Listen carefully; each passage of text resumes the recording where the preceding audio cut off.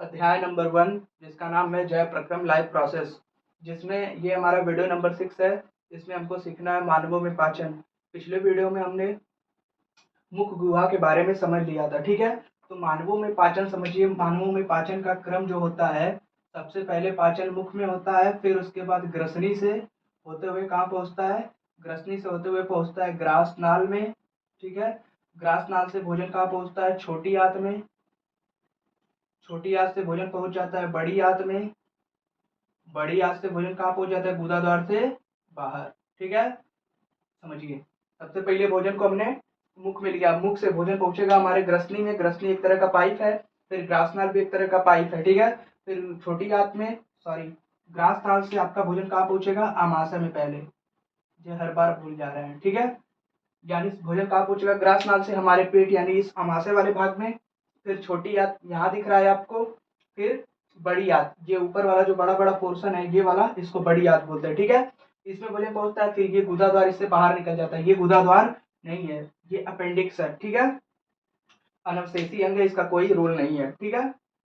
इसी में जब संक्रमण हो जाता है तो इसको क्या बोलते हैं, अपेंडिक्स हो गया। अभी समझेंगे। अभी बात समझिए, पिछले वीडियो में हमने समझ लिया था भोजन के क्रम को समझने का, यानी पाचन पढ़ रहे हैं तो पाचन शुरू होगा जो उसको समझना है, ठीक है। वीडियो थोड़ा छोटा छोटा है, पार्ट कई बनेंगे तो उसकी चिंता मत करिए, धीरे धीरे पढ़िए, ठीक है। एक ही बार पढ़ना है, बार बार तो 10 पढ़ना नहीं है, इसलिए अच्छे से पढ़िए। नहीं तो एक 40 मिनट का वीडियो बनाते हैं जिसमें पूरा पाचन बता देते हैं, समझ में कुछ नहीं आता, न एंजाइम पता चलता न कुछ पता चलता, बस ये पता चलता खाए पच गया। और खाए पच गया, पढ़ा हुआ नहीं पचा। जब पढ़ा हुआ पचेगा तभी खाया हुआ पचेगा, ठीक है। तो इसलिए पढ़िए और तब पचाइए। पढ़ा हुआ पचा लिए, समझ लिए खाना भी पच गया अपने आप। सबसे पहले भोजन मुख में। मुख में 3 चीजें हमको पढ़नी थी। सबसे पहले हमको पढ़ना था दांत। दांत बढ़िया से पढ़ा दिए आपको, ठीक है। इसमें दांत में एक चीज थी, जैसे हमने बताया था आपको, इनेमल के कारण दांतों का रंग सफेद होता है, नहीं। इनेमल के कारण दांतों का रंग हल्का हल्का सफेद होता है, और ज्यादातर क्या होता है, पीला होता है, ठीक है, इनेमल के कारण ही, ठीक है। यानी दांतों का रंग पीला भी बोल सकते हैं, क्या बोल सकते हैं, हल्का पीला होता है, ठीक है। दांत पढ़ने के बाद हमने जीभ पढ़ा, ठीक है। जीभ यानी टंग पढ़ा, अच्छे से लिखते रहे। यानी हमने जीभ के बारे में पढ़ा। जीभ में हमने टेस्ट बर्ड देखे, स्वाद देखे, ठीक है। स्वाद ग्रंथियां देखी, स्वाद का प्रकार के होते हैं वो देखे। लगभग 8 से 10 हजार हमारे जीभ पे क्या पाई जाती है, स्वाद ग्रंथियां पाई जाती हैं। एक घंटी नुमा संरचना हमारे पीछे लटकी रहती है, उसको क्या बोलते हैं हम लोग, उसको बोलते हैं टॉन्सिल। क्या बोलते हैं, टॉन्सिल बोलते हैं, ठीक है। कभी कभी उसमें भी संक्रमण हो जाता है जिससे खाना वाना नहीं खा पाते हम लोग, ठीक है। वो पिछली वीडियो में हम समझ चुके हैं, ठीक। तो ये सब आपके ही अंग है, इसके बारे में जानना कोई बड़ी बात नहीं है। बड़ी बात क्या है, दूसरे जानवरों के बारे में समझिए, उसका पाचन पादप में पढ़िए, वो जरूरी है। ये तो मैंडेटरी है जानना। खा लिए, पचा लिए, पढ़े ही नहीं, आखिर पढ़ाया क्यों जा रहा है, ताकि आप उसको रिलेट कर सके। हाँ, कुछ खाए, कैसे पचा, क्या हुआ, फिर नए नए टर्म्स, बीमारियां कैसे पाचन से होती हैं, कुछ पार्ट पाचन में जो जो पार्ट है उसके बारे में पढ़िए, ठीक है। आखिर पढ़ तो अपने शरीर के ही बारे में रहे ना, किसी और के बारे में नहीं पढ़ रहे हैं। इसलिए स्ट्रेस लेके ना पूरे जोश के साथ पढ़िए कि हाँ हमको सीखना है, बढ़िया से पढ़िए बस। यानी मुख में क्या क्या पढ़ना है, दांत जो भोजन को क्या करेगा, छोटे छोटे पार्ट्स में तोड़ देगा, ठीक है। जिसका दांत नहीं है उसको कड़ी चीजें नहीं खिलाई जाती, उसको दूध रोटी खिलाया जाता है, ठीक है। खिचड़ी खिलाया जाता है क्योंकि उसके पास दांत नहीं है। यानी ये काटने का काम करता है। 4 प्रकार के दांत आपको बताए थे, कृंतक, रज्जक, अग्र, चवड़क, चवड़क। आप कमेंट सेक्शन में बताइएगा किसको विजडम टीथ बोलते हैं, ठीक है। बुद्धि वाला दांत किसको बोलते हैं, ये आप कमेंट करके बताइएगा। यानी दांत पढ़ा हमने, फिर हमने जीभ पढ़ा, फिर आज हमको पढ़ना है लार ग्रंथि। लार ग्रंथि पिछले वाले वीडियो में हमने पढ़ लिया था, बस चारों तीनों का नाम नहीं लिख पाए थे।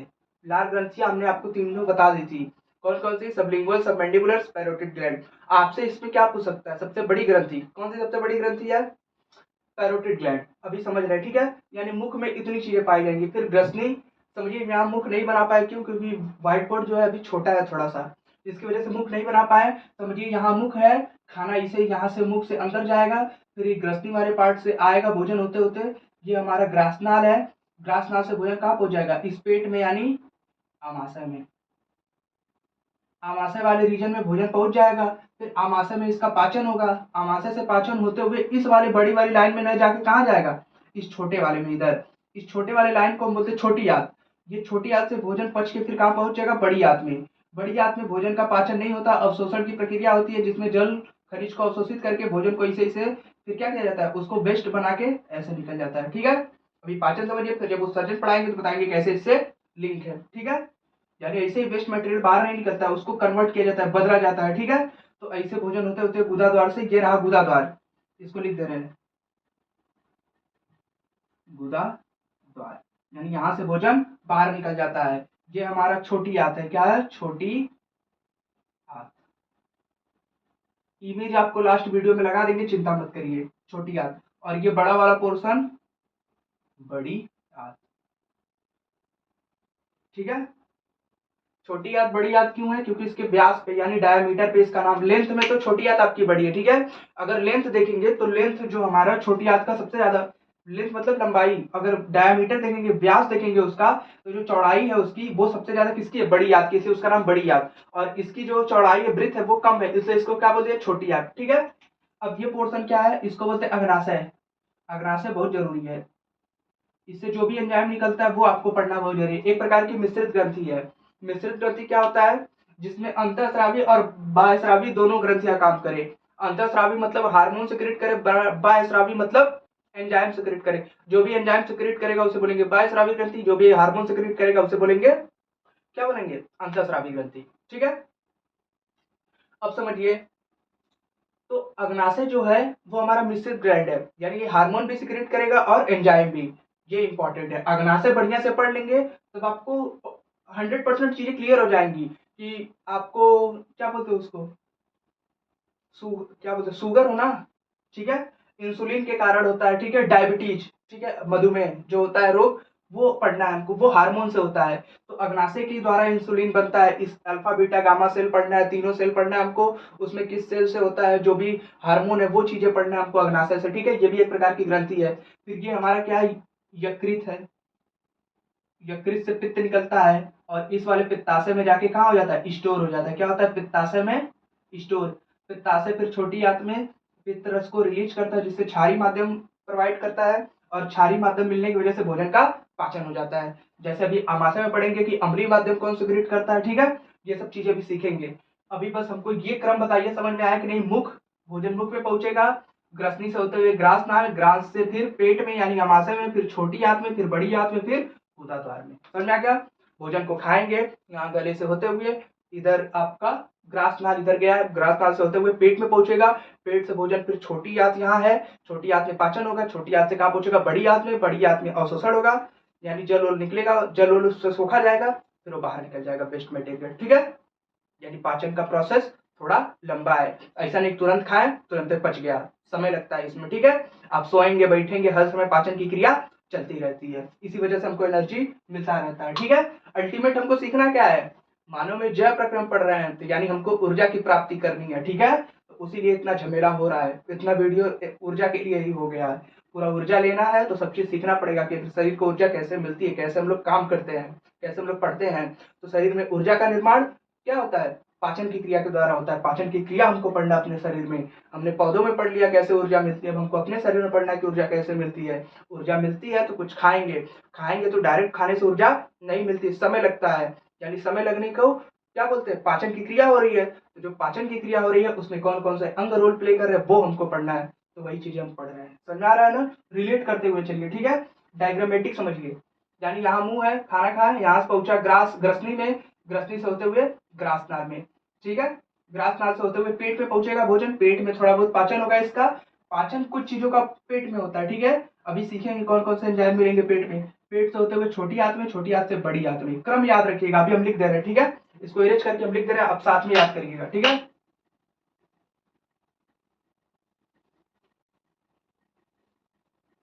चलिए पढ़ते चलते हैं फिर लिख लेंगे।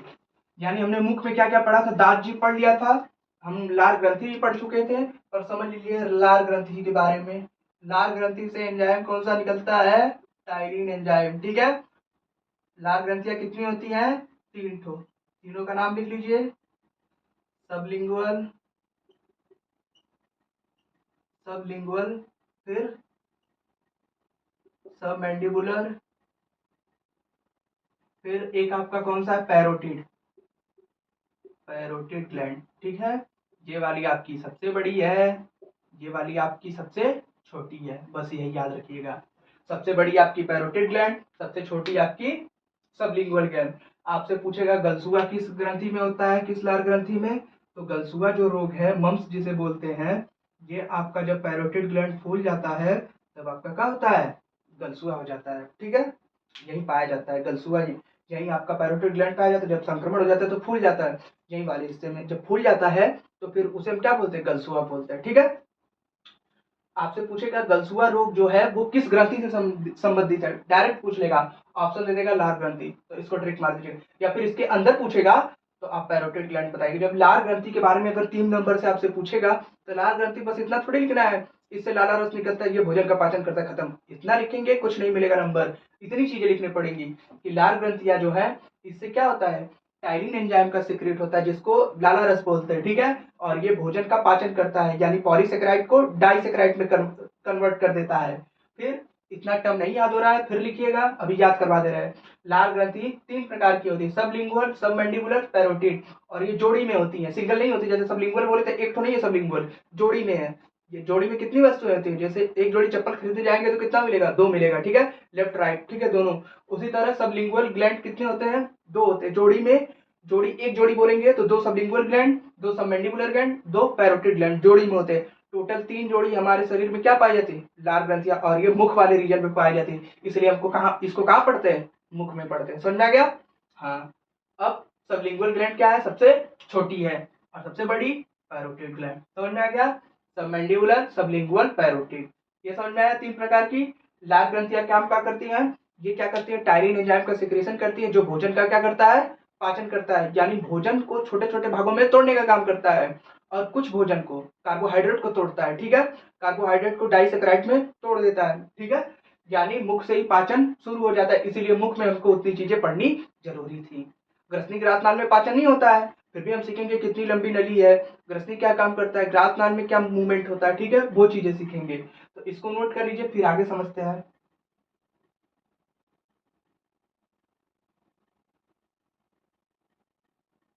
ठीक है, समझिए, हमारे लाल ग्रंथि से क्या निकलता है, हमारे लाल ग्रंथि से निकलता है लाला रस, जिसको हम बोलते हैं टाइलिन एंजाइम। जो ये आपका टाइलिन एंजाइम है, ये किसको क्या करता है, समझ लीजिए, यानी जो लाला रस निकलता है टाइलिन, यानी हमारे लाल ग्रंथि से लाला रस, यानी टाइलिन एंजाइम का, लाला रस तो सिंपली बोल देंगे, पर एंजाइम कौन सा है, टाइलिन एंजाइम। ये टाइलिन एंजाइम क्या करता है, हमारे स्टार्च को, स्टार्च एक प्रकार का क्या है, पॉलीसेकेराइड, इसको किसमें कन्वर्ट कर सकता है, कन्वर्ट कर देता है माल्टोज में, किसमें, माल्टोज में। और ये एक प्रकार का क्या है, डाइसेकेराइड, ये आपका पॉलीसेकेराइड, और ये आपका क्या है, डाइसेकेराइड। ठीक है, ठीक है, अगर मोनोसेकेराइड के 2 चेन रहेंगे तो उसे बोलेंगे डाइसेकेराइड, अगर मोनोसेकेराइड के 2 से अधिक चैन रहेंगे तो उसे बोलेंगे पॉलीसेकेराइड। यानी ये अधिक चैन है, इसको छोटे छोटे भागों में तोड़ दिया जाता है। तो आपसे पूछेगा मुख में स्टार्च का पाचन किसमें होता है, मुख में स्टार्च का पाचन किसमें होता है, माल्टोज में, ये एक प्रकार का डाइसेकेराइड है। अगर डाइसेकेराइड, पॉलीसेकेराइड, ये सब समझने में दिक्कत हो रहा है तो एक वीडियो बना चुके हैं इसके पे, उसको देख लीजिए, उसको देख लेंगे तो ये चीजें आपकी क्लियर है। अभी इसको समझना जरूरी है, नहीं तो हम डायरेक्ट बोल देते हैं मुंह में पाचन हो गया, खत्म। ये सब नहीं पढ़ना है, आपको थोड़ा अच्छे से पढ़ना है, ताकि आपको समझ में आए, हाँ 10 चीज है, आखिर 10 का बोर्ड एग्जाम क्यों हो रहा है, ताकि आपकी एबिलिटी चेक हो कि आप पढ़ कैसे रहे, समझ कैसे रहे। नहीं तो बातें तो कोई समझ लेगा कि हाँ खाए पच गया, इतनी चीजें सब लोग जानते हैं कि खाते हैं पच जाता है, किसी से भी पूछेंगे, किसी से पूछेंगे पूछेंगे कहेंगे पेट खराब है तो बोलेंगे हाँ पाचन नहीं हो रहा है शरीर का। पर आप रीजन जानिए कि पाचन क्यों नहीं हो रहा है, क्या कैसे रीजन है, इनो क्यों पीते हैं, ठीक है, एसिडिक मीडियम कैसे बनता है, ये सब चीजें आप सीखिए, तभी आप पढ़ रहे हैं, इसीलिए आप पढ़ रहे हैं। ठीक है, तो यानी आप सीखिए मुख में पाचन जो होता है स्टार्च का होता है, ये प्रकार का पॉलीसेकेराइड है। जो भी हम स्टार्च वाली चीजें खाते हैं उसको किसमें कन्वर्ट करना, माल्टोज में कन्वर्ट करना, या फिर सीधे सीधे कार्बोहाइड्रेट में किसमें बदल दिया जाता है, आपका माल्टोज में बदल दिया जाता है। ठीक है, इतनी चीजें समझ पाएंगे बस। यानी टाइलिन एंजाइम इसको इसमें तोड़ता है। अगर भैया ये भी नहीं याद है तो छोड़ दीजिए पढ़ना, क्योंकि छोटी छोटी चीजें नहीं पढ़ पा रहे हैं तो समझ लीजिए कोई दिक्कत वाली बात नहीं है, आप पढ़वे मत करिए, सीधे छोड़ दीजिए, मुख वाला भाग ही छोड़ दीजिए, समझ लीजिए मुंह हैया नहीं है आपके पास। ठीक है, पाचन हो ही नहीं रहा है। अगर समझ रहे हैं मुख है, पाचन कर रहे हैं, तो पूरा बढ़िया से पढ़िए, यानी ये पूरा स्टार्च को माल्टोज में बदल दिया जाता है। ठीक है, यानी हमने पूरा लार ग्रंथि समझ लिया, यानी हमारा मुख वाला पोर्शन खत्म हो गया। अब आ जाते हैं भोजन को मुख से तोड़ के हम कहाँ पहुंचाए, ग्रसनी में। इधर ग्रसनी से होते हुए कहाँ पहुंच जाता है, आपका ग्रास ताल में। ग्रसनी जो है आपके वायु और भोजन का क्या है, एक कॉमन पाथ है जहां से वायु और भोजन दोनों पहुंचता है। जब वायु और भोजन दोनों पहुंचता है तब तो हम खाते, तो खांसी का नहीं आ जाता, कभी कभी ज्यादा ना खांसी, यानी भोजन जो है खाना खाते हैं जब, तो सुड़सुड़ी चढ़ जाता है जिसको बोलते हैं, ठीक है, वो इसी कारण होता है, कॉमन पाथ होता है। अब समझिए, भोजन जो है वो वायु नाल में न जाए, इसके लिए वायु नाल पे एक पट्टी पाई जाती है या फिर एक क्या ढक्कन पाया जाता है, जिसको हम क्या बोलते हैं, एपीग्लॉटिस। नाम सुन लीजिए, एपीग्लॉटिस। एपीग्लॉटिस एक प्रकार की क्या है, पट्टी है या फिर ढक्कन बोल सकते हैं, जो कहाँ मौजूद होता है, वायु नाल में। कहाँ मौजूद होता है, वायु नाल में। वायु नाल के ऊपर ये ऐसे ढक जाता है और भोजन इधर से सरक जाता है, कहाँ पे, आहार नाल वाले रीजन में, ठीक है। यानी ये पट्टी मान लीजिए, ये हमारा क्या है, समझिए, समझा रहे हैं, ठीक है। यहाँ से ये दोनों का क्या है, कॉमन पाथ है, इधर से भोजन आ रहा है नीचे, ठीक है। तो ये ऐसे समझिए, ये खुला है दोनों। अब भोजन इसमें भी गिर सकता है, मान लीजिए इधर फेफड़ा है, तो भोजन इसमें गिरेगा तो भोजन क्या फेफड़े पहुंच जाएगा, जिससे मृत्यु हो जाएगी, उसकी संभावना बन जाएगी। तो फिर भोजन इसमें ना पहुंचे, इसीलिए ये एपीग्लॉटिस लगा रहता है जो इसको ढक देता है। अब भोजन इस वाले रीजन में पहुंच जाएगा, आहार नाल वाले में। समझ में आ गया, ये एपीग्लॉटिस का काम करता है, ठीक है। यानी एपीग्लॉटिस क्या है, वायुनाल के ऊपर एक प्रकार की पट्टी है या फिर ढक्कन लगा है जो भोजन को वायुनाल में जाने से रोकता है। समझ में आ गया, चलिए इसको इरेज कर दे रहे हैं।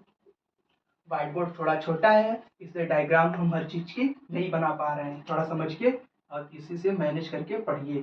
समझाने में दिक्कत नहीं हो रही है, अगर आपको कोई भी दिक्कत है तो कमेंट करके बता दीजिए कि हाँ ये चीज़ अभी तक नहीं समझ में आ पाया। जैसे अभी तक मुख पढ़ा है, तो मुख में जितनी चीज़ें बताए, अगर आपको उसमें कहीं भी दिक्कत हो रही है तो पूछ लीजिए। मुख में 3 वीडियो बनाए, किसी को नहीं पढ़ा, कोई नहीं पढ़ाएगा 3 वीडियो, ठीक है। आपको बढ़िया से बताए जितनी चीज़ें, समझ लीजिए, ठीक है। और भी टीचर्स पढ़ाते हैं, बढ़िया पढ़ा रहे हैं, हम भी कोशिश कर रहे हैं आपको बढ़िया से बताने की, ठीक है।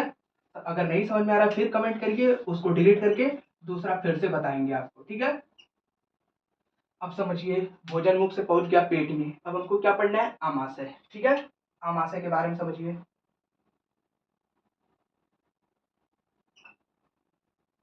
आमाशय नहीं, आमाशय, स्टमक बोलते हैं, क्या बोलते हैं, स्टमक इंग्लिश में, ठीक है। भोजन हमारे ग्रास नाल से कहाँ पहुंचता है, स्टमक में। जैसे यहाँ भोजन पहुंचता है, ठीक है, तो भोजन पहुंचता है, तो भोजन का पाचन यहाँ होता है, कहाँ होता है, पेट में, ठीक है।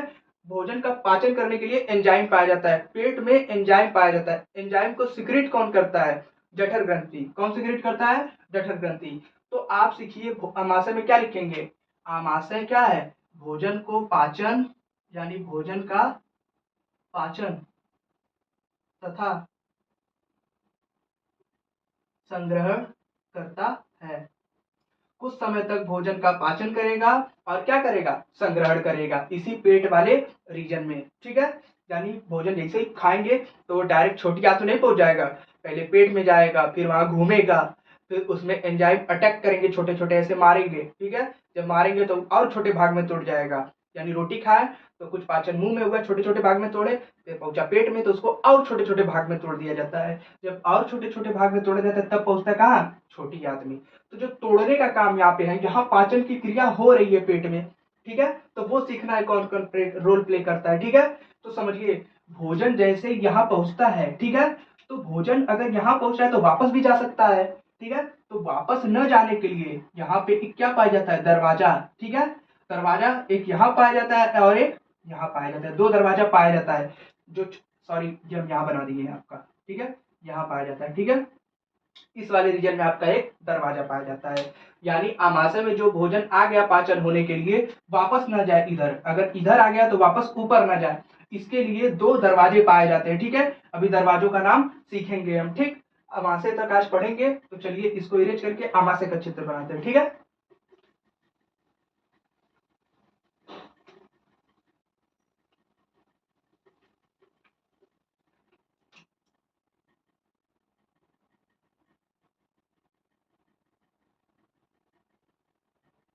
समझिए, यानी ये हमारा ऊपर वाला पोर्शन हो गया, ठीक है, ग्रास नाल वाला, ठीक है। अब भोजन यहाँ से ऊपर न जाए और यहाँ छोटी आंत में भोजन जा रहा है अगर, तो छोटी आंत से वापस ऊपर ना आए, तो इसके लिए 2 दरवाजे यहाँ पे लगे हैं। अब आमाशय को 3 भागों में बांट देते हैं, ठीक है। ये रहा 3 भाग, इसको बोलते हैं कार्डियक रीजन। क्या बोलते हैं, कार्डियक रीजन। और इसको क्या बोलते हैं, फंडस रीजन। क्या बोलते हैं, फंडस रीजन। और इसे क्या बोलते हैं, कार्डियक रीजन, फंडस रीजन और पाइलोरिक रीजन, पाइलोरिक रीजन। ठीक है, हिंदी नाम देख लीजिएगा, इसको फंडस या इसको जठरागमन और इसको निर्गम बोलते हैं। ठीक है, यानी आने वाला भाग और जाने वाला भाग निर्गम हो रहा है। ठीक है, अब देखिए यहाँ पे एक दरवाजा पाया जाता है, अंग्रेजी में इसको बायोलॉजी टर्म में क्या बोलेंगे, स्पिंटर। क्या बोलेंगे, स्पिंटर। अगर ये दरवाजा कार्डियक रीजन के पास है तो कार्डियक स्पिंटर, पाइलोरिक रीजन के पास है तो इसे क्या बोलेंगे, पाइलोरिक स्पिंटर। भोजन जो है वापस इधर ऊपर ना पहुंच जाए गले के पास, इसीलिए यहाँ पे क्या है, कार्डियक स्पिंटर पाया जाता है। पच के भोजन अगर छोटी आंत में आ गया तो वापस ना पहुंच जाए, इसलिए यहाँ पे क्या पाया जाता है, आपका पाइलोरिक स्पिंटर। समझ में आ गया, ये 3 रीजन आपके याद रखना है। आपसे पूछेगा आमाशय के कितने भाग, 3 भाग। कौन कौन से, कार्डियक, फंडस, पाइलोरिक। दरवाजे 2 तो हैं, एक का कार्डियक स्पिंटर और एक का नाम पाइलोरिक स्पिंटर। समझ में आ गया, बस इतनी चीजें समझ में आया। अब आगे देखिए, यानी कार्डियक समझ में आया, फंडस 3 रीजन समझ में आ गया। ठीक है, यानी ये तीनों पार्ट हमको समझाना था, समझा लिए। अब इनका रोल नहीं है। ठीक है, पार्ट आपको समझना था, तीनों पार्ट आपने समझ लिया। अब इसको हम मिटा दे रहे हैं। ठीक है, अब समझिए, अब यहाँ पे पाचन हो रहा है, पाचन होने के लिए एंजाइम चाहिए। एंजाइम को कौन सिक्रीट करेगा, ठीक है, तो इसी आमाशय में छोटी छोटी क्या पाई जाती है, ग्रंथियां पाई जाती है, जिसको हम क्या बोलते हैं, जठर ग्रंथियां या फिर गैस्ट्रिक ग्लैंड्स पाए जाते हैं। यानी आमाशय में भोजन के पाचन के लिए जो एंजाइम सिक्रीट करता है उस ग्रंथि को क्या बोलते हैं, जठर ग्रंथि। क्या बोलते हैं, जठर ग्रंथि। यानी जठर ग्रंथि कहाँ पाई जाती है, आमाशय में। याद हो गया, यानी गैस्ट्रिक ग्लैंड्स। और ये किसका स्राव करेंगे, ये आपका स्राव करेंगे किसका, जठर रस का। जठर ग्रंथि है तो जठर रस, जिसको हम क्या बोलेंगे, गैस्ट्रिक जूस। और ये गैस्ट्रिक जूस क्या करता है, 3 प्रकार के एंजाइम निकालता है। कितने प्रकार के, 3 प्रकार के। यानी जठर रस से कितने प्रकार के एंजाइम, 3 प्रकार के। एक का नाम है एचसीएल, फिर पेप्सिन, फिर एक का नाम है आपका रेनिन। ये 3 प्रकार का एंजाइम पाया जाता है, हम यहाँ लिख दे रहे हैं। ठीक है, यहीं पे आपकी क्या पाई जाएंगी, सॉरी, यहीं पे आपकी ग्रंथियां पाई जाएंगी। कौन सी, आपकी 3 प्रकार की। यहीं पे आपकी जठर ग्रंथि पाई जाएगी। क्या पाई जाएगी, जठर ग्रंथि। और जठर ग्रंथि कितने प्रकार के अम्ल निकालती, सॉरी कितने प्रकार के एंजाइम स्राव करती है, 3। एक का नाम है एचसीएल और एक का नाम है पेप्सिन और एक का नाम क्या है, रेनिन। ठीक है, 3 प्रकार के, पेप्सिन, रेनिन, एचसीएल। ठीक है, अब समझिए तीनों का रोल। जो एचसीएल एंजाइम है ये क्या करता है, ये पेट में भोजन के पाचन के लिए अम्लीय माध्यम प्रोवाइड करता है या फिर अम्लीय माध्यम देता है। जो आपके पेप्सिन और रेनिन है, इन सब के पाचन के लिए अम्लीय माध्यम कौन पैदा करता है या फिर कौन प्रोवाइड करता है, एचसीएल। ठीक है, और जठर ग्रंथि ये 3 प्रकार के एंजाइम निकालता है। पेप्सिन किसका पाचन करता है, आपको याद रखना है, प्रोटीन का। ठीक है, प्रोटीन का पाचन कौन करता है, पेप्सिन, प्रोटीन को पेप्टोन्स में बदल देता है। फिर रेनिन क्या है, रेनिन ज्यादातर छोटे बच्चों में पाया जाता है। ठीक है, छोटे बच्चों में रेनिन पाया जाता है जो दूध का पाचन करते हैं। ठीक है, यानी दूध में जो केसिन प्रोटीन पाया जाता है उसको पैरा केसिन में। ठीक है, यानी केसिन प्रोटीन को पैरा केसिन में, जो दूध हम पीते हैं उसमें कौन सी प्रोटीन पाई जाती है, तो डायरेक्ट पूछेगा केसिन प्रोटीन। केसिन प्रोटीन को पैरा केसिन में बदलने के लिए रेनिन एंजाइम क्या होता है, जिम्मेदार होता है। ठीक है, आपसे सीधे पूछेगा आमाशय के द्वारा सिक्रीट करने वाले एंजाइम्स का नाम बताइए, एचसीएल, पेप्सिन, रेनिन।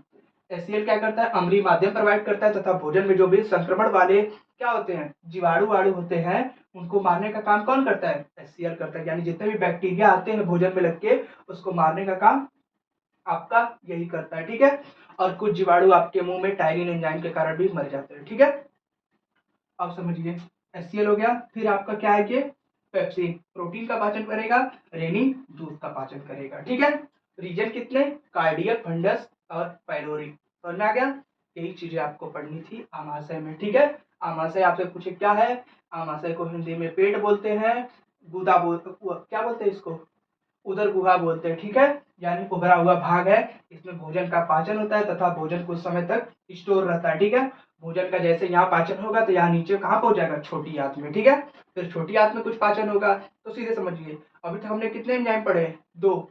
ऊपर हमने मुख में कौन सा एंजाइम पढ़ा था, टाइलिन एंजाइम। फिर हमने पेट में 3 प्रकार के, एचसीएल, पेप्सिन, रेनिन, 4 प्रकार के एंजाइम अब तक पढ़े हैं। चारों कॉपी में लिख के एकदम दिमाग में छप जाना चाहिए कि कौन सा ग्लैंड इसको सिक्रीट करता है। जैसे यहाँ पे गैस्ट्रिक ग्लैंड है तो ये एचसीएल, पेप्सिन और रेनिन।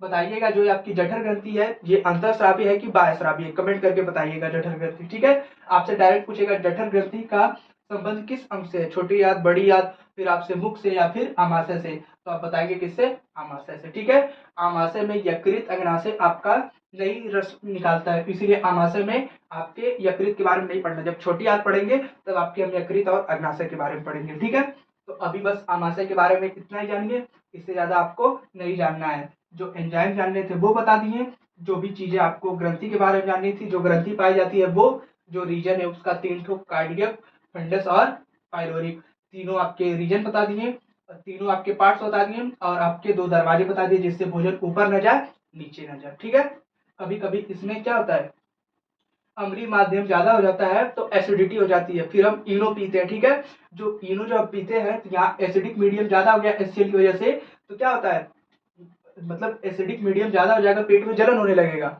जब जलन होने लगेगा तो फिर हम क्या पीते हैं, इनो उनो पीते हैं, वो क्या करता है, पेट को थोड़ा नॉर्मल करता है, बेस रहता है वो, इसको क्या करता है, इसको सॉल्ट में बदल देता है। ठीक है, एसिड और बेस आपस में मिलते हैं तो सॉल्ट बनने लगता है। ठीक है, यानी इसको उदासीन करने लगते हैं, ये समझिए सीधे। ठीक है, तो यहाँ HCl की मात्रा नहीं बढ़ती। अब समझिए, ये जो HCl की मात्रा ये जीवाणुओं को जब मार सकती है तो हमारे पेट पे भी क्या कर सकती है, असर डाल सकती है, जिसकी वजह से हमारे पेट की लेयर कटने लग सकती है। तो पेट की लेयर कटने से बचाने के लिए इस पे एक अलग से लेयर पाई जाती है।